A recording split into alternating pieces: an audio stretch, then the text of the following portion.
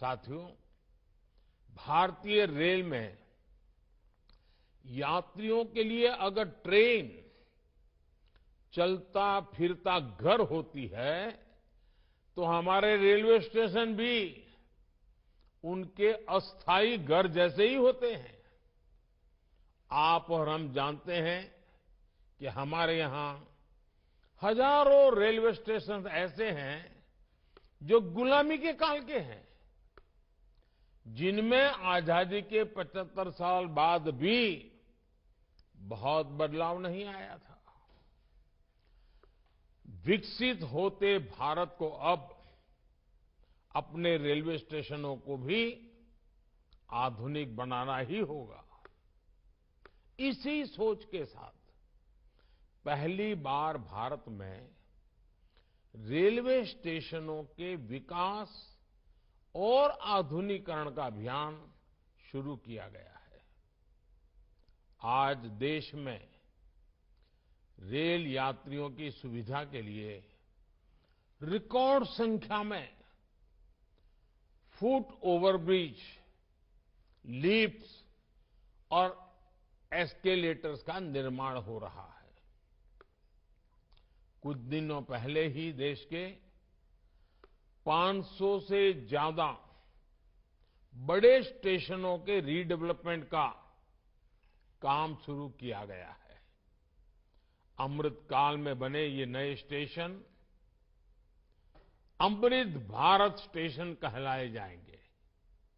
ये स्टेशन आने वाले दिनों में नए भारत की पहचान बनेंगे।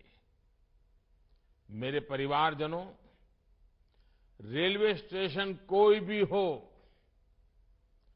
उसका एक स्थापना दिवस जरूर होता है, जन्म दिवस जरूर होता है। मुझे इस बात की खुशी है कि अब रेलवे ने रेलवे स्टेशनों का जन्मोत्सव यानी स्थापना दिवस मनाना शुरू किया है। हाल ही में तमिलनाडु के कोयम्बटूर, मुंबई के छत्रपति शिवाजी टर्मिनस, पुणे समेत कई स्टेशनों के स्थापना दिवस को सेलिब्रेट किया गया। कोयम्बटूर के रेलवे स्टेशन ने तो यात्रियों की सेवा के 150 वर्ष पूरे किए हैं। ऐसी उपलब्धियों पर वहां के लोगों को गर्व होना बहुत स्वाभाविक है। अब रेलवे स्टेशनों का जन्मदिवस मनाने की इस परंपरा का और विस्तार किया जाएगा। इससे ज्यादा से ज्यादा लोगों को जोड़ा जाएगा। मेरे परिवारजनों, अमृत काल में देश ने एक भारत श्रेष्ठ भारत इस विजन को संकल्प से सिद्धि का माध्यम बनाया है। 2047 के जब देश आजादी के 100 साल मनाएगा, 2047 विकसित भारत का लक्ष्य हासिल करने के लिए हर राज्य के लोगों का विकास भी उतना ही जरूरी है।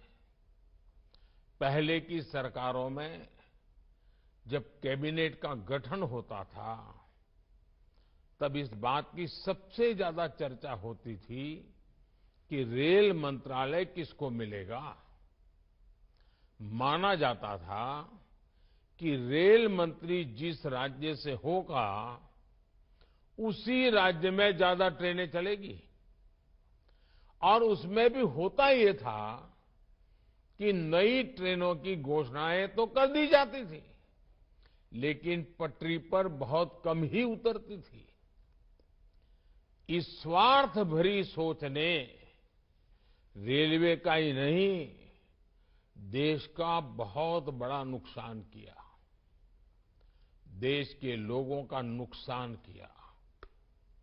अब देश किसी राज्य को पीछे रखने का जोखिम नहीं ले सकता।